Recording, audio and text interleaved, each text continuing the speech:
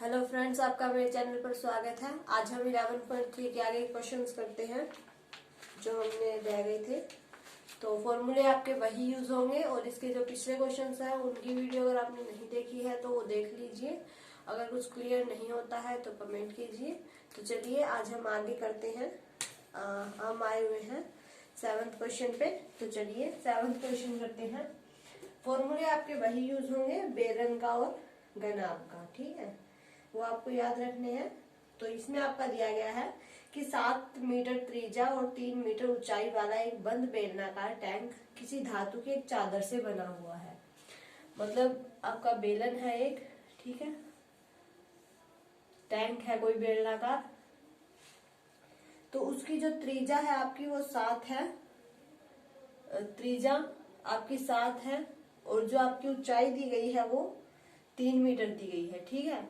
यानी कि जो आपका पूरा व्यास हो गया वो कितना हो गया, 14 हो गया, ठीक है। तो किसी धातु की एक चादर से बना हुआ है, उसे बनाने के लिए वांछित धातु की चादर की मात्रा ज्ञात कीजिए। तो ये आपका क्वेश्चन है। इसमें हमें वांछित धातु की चादर यानी कि जितनी चादर जो है वो इसमें लगेगी उसका हमें बताना है कि इसमें आपकी जो है वो कितनी चादर लगेगी, ठीक है। यानी कि हम ये भी कह सकते हैं कि इसमें हमें बेलन का क्या निकालना है, कुल पृष्ठीय क्षेत्रफल निकालना है, यानी कि पूरा क्षेत्रफल निकालना है।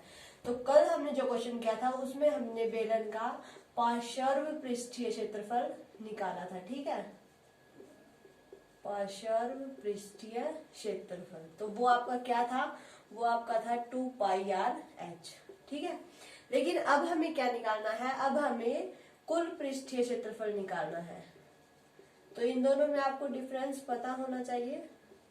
तो कुल पृष्ठीय क्षेत्रफल होता है आपका 2πr/h, ठीक है। तो आज हमें जो है वो पूरे के लिए बतानी है कि कितनी चादर की हमें आवश्यकता होगी। कल हमें क्या करना था, ऊपर नीचे का छोड़ देना था, सिर्फ जो आपका ये है मतलब ये बताना था, ठीक है। तो इसमें आपको जो गिवन दिया गया है पहले आप वो देख लीजिए। आपकी त्रिज्या दी गई है 7 मीटर, ऊंचाई दी गई है आपकी 3 मीटर, ठीक है। फिर इसने कहा बस इतनी ही चीज दी गई है, फिर हमें बस उसकी वांछित धातु की चादर बतानी है। तो उसके लिए हमें क्या करना पड़ेगा, कुल पृष्ठीय क्षेत्रफल निकालना पड़ेगा।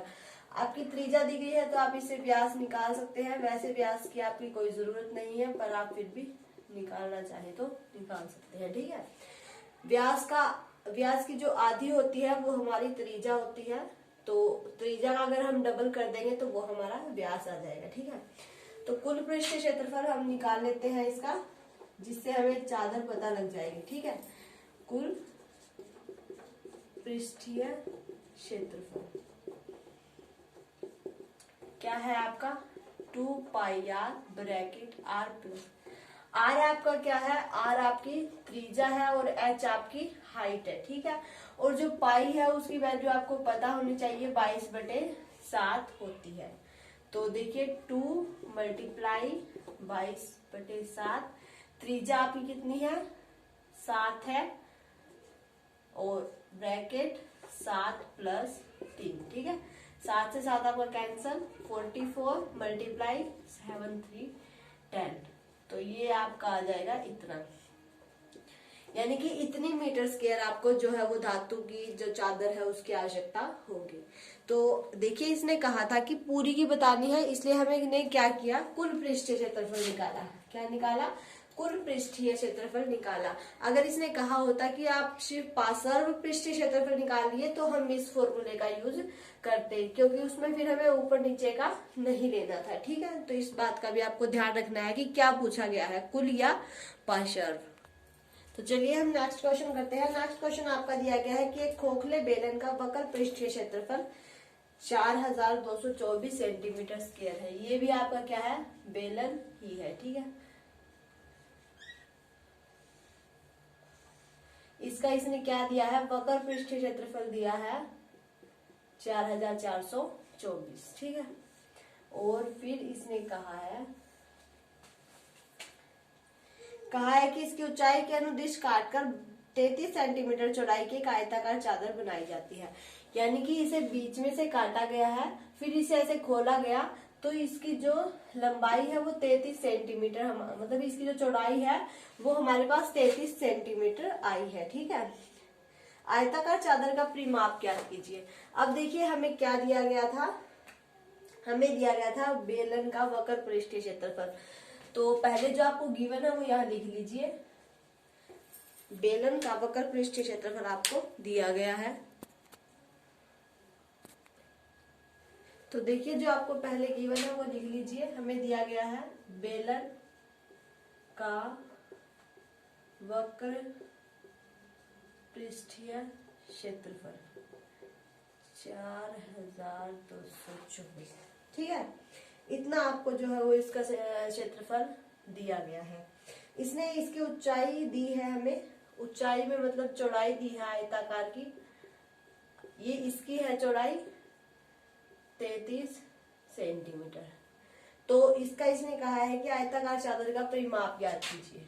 तो आयताकार चादर का परिमाप आपका क्या होता है, आयताकार चादर का देखिए एक क्षेत्रफल निकालना हो आपको, वो तो आपका हो जाता है लंबाई गुणा चौड़ाई। ठीक है, और ये निकालना हो तो ये आपका हो जाएगा 2 गुना लंबाई प्लस चौड़ाई। ठीक है, हो गया, ये आपका होता है। तो इसके बाद हमारे मतलब एक मिनट, लंबाई प्लस चौड़ाई। ठीक है, तो चौड़ाई हमारे पास है, लंबाई हमारे पास नहीं है, तो पहले हमें लंबाई निकालनी पड़ेगी।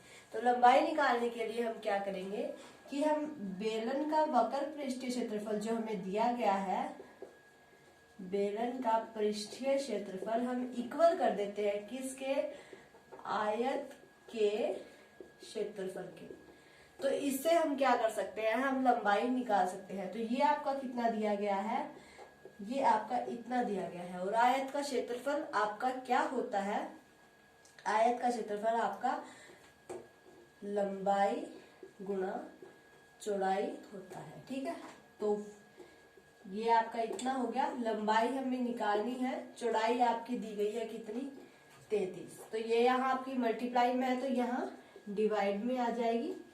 ठीक है, इजिकल टू में आपकी लंबाई बच गई। तो इसे आप काट दीजिए, इसे आप काट दीजिए, 11 पे काट दीजिए, जिस पे आपको सही लगे उस पर काट दीजिए। तो आप इसे 11 पे ही काट दीजिए, 11 में आपका सही कट जाएगा। तो देखिए 11 तिया 33, 11 तिया 33, यहाँ आपका 9 बच गया, 11 8 जा 88, फिर 4 बच गया, 11 11 4 जा 44। ठीक है, फिर इसे 3 पर फिर से काट दीजिए, 3 1 जा 3, 3 2 जा 6 और 3 8 जा 24। तो आपकी जो लंबाई है आयत की वो कितनी आ गई है, 128 सेंटीमीटर आ गई। ठीक है, तो इसकी चौड़ाई हमें पता था कितनी है, 32 है, लंबाई हमें पता लग गया कितनी है, 128 है। तो अब हम इसका परिमाप निकाल सकते हैं। परिमाप निकालने के लिए हमें लंबाई और चौड़ाई की ही जरूरत थी। तो लंबाई चौड़ाई हमारे पास अब दोनों है। तो लंबाई आपकी कितनी आ गई, 128, और चौड़ाई आपकी कितनी थी, 33। ठीक है, तो 2 इनको आप जोड़ दीजिए, 1 6 1। ठीक है, 2 1 जा 2, 2 6 जा 12 और 3 सेंटीमीटर। तो इससे हम जो है वो, इससे हमने इसका आयत का परिमाप निकाल दिया कि इतना परिमाप आपका आ गया इसका। तो यही हमें बताना था कि इसका परिमाप जो है वो आपका बताना था, लेकिन उसके लिए हमें पहले लंबाई निकालनी थी, वो आप इस तरह से निकाल सकते हैं। उसके बाद आप परिमाप वाले फॉर्मूले में पुट कर दीजिए, तो आपका आसानी से क्वेश्चन सॉल्व हो जाएगा। तो देखिए नेक्स्ट क्वेश्चन आपका सेम है, उसमें आपका बेलन का फॉर्मूला है, बेलन दिया गया है आपका। एक कहा है कि किसी सड़क को समतल करने के लिए एक सड़क रोलर को सड़क के ऊपर एक बार घुमाने के लिए 750 चक्कर लगाने पड़ते हैं। यदि रोलर का व्यास, हमें रोलर का व्यास दिया गया है कितना है, 84 सेंटीमीटर है, और लंबाई 1 मीटर है, और लंबाई कितनी दी गई है, 1 मीटर दी गई है। तो सड़क का क्षेत्रफल हमें बताना है। तो व्यास हमारा इतना है, तो इससे हम त्रिज्या निकाल सकते हैं 84/2 यानी कि 42 सेंटीमीटर। ठीक है। सड़क रोलर है, इस तरह से है, मतलब इस तरह के आकार का है वो आपका। तो वो ऐसी सड़क पर जब चलेगा तो उसका ये मतलब ये हिस्सा और ये हिस्सा तो साइड में हो गए। सड़क पर तो सिर्फ ये चल रहा है, यानी कि इसका ऊपर नीचे का हिस्सा हमें छोड़ना है। तो इसके लिए हमें क्या निकालना पड़ेगा, बेलन का पार्श्व पृष्ठीय क्षेत्रफल। देखिए पार्श्व और कुल में फर्क है, मैंने आपको फर्स्ट क्वेश्चन में भी बताया था, इसमें फिर से बता रही हूँ। तो इसके लिए हमें इसका पार्श्व पृष्ठीय क्षेत्रफल निकालना पड़ेगा। तो उसके लिए हमारे पास देखिए 2 पाई की वैल्यू आपको पता होनी चाहिए, हर क्वेश्चन में आपको यही रखनी है।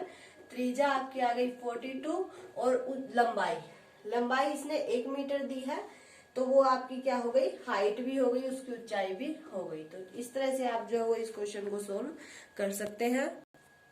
ठीक है। तो फिर एक बात का और ध्यान रखना है आपने, देखिए ये आपका जो दिया गया था 84, ये आपका सेंटीमीटर में दिया गया था।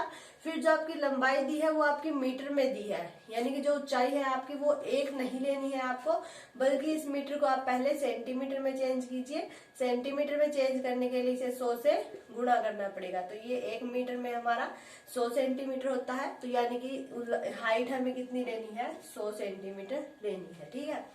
तो इसे आप काट दीजिए, 7×6=42, बाकी जो बच गया उस सब की मल्टीप्लाई कर दीजिए। 2 बच गया, 22 बच गया, मल्टीप्लाई 6 और मल्टीप्लाई 100। ठीक है। ये आपका 44 हो गया, 44 के आप 6 के साथ मल्टीप्लाई कर दीजिए, ये आ गया। ठीक है। 264 और 100 है आपका, तो ये आपका इतना आ गया, इतना सेंटीमीटर का स्क्वायर। ठीक है। जो है उसका मतलब जो आपका रोड रोलर है उसका आपका क्षेत्रफल हमने निकाल दिया। ठीक है। ये आपका जो है वो क्षेत्रफल इसका निकल गया सेंटीमीटर स्क्वायर में। तो हमें सड़क का क्षेत्रफल बताना है, और उसको जो है वो एक के लिए 750 चक्कर लगाने पड़ते हैं एक बार घुमाने के लिए। तो इतनी बार घुमाने के लिए हमें क्या करना पड़ेगा, देखिए एक बार घुमाने के लिए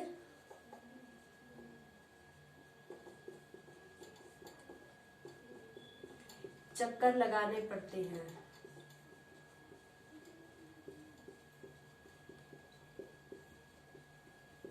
सात 750, तो इतने क्षेत्रफल में घुमाने के लिए उसको कितने बार चक्कर लगाने पड़ेंगे, तो इसकी हम जो है वो मल्टीप्लाई कर देते हैं 750 से। ठीक है।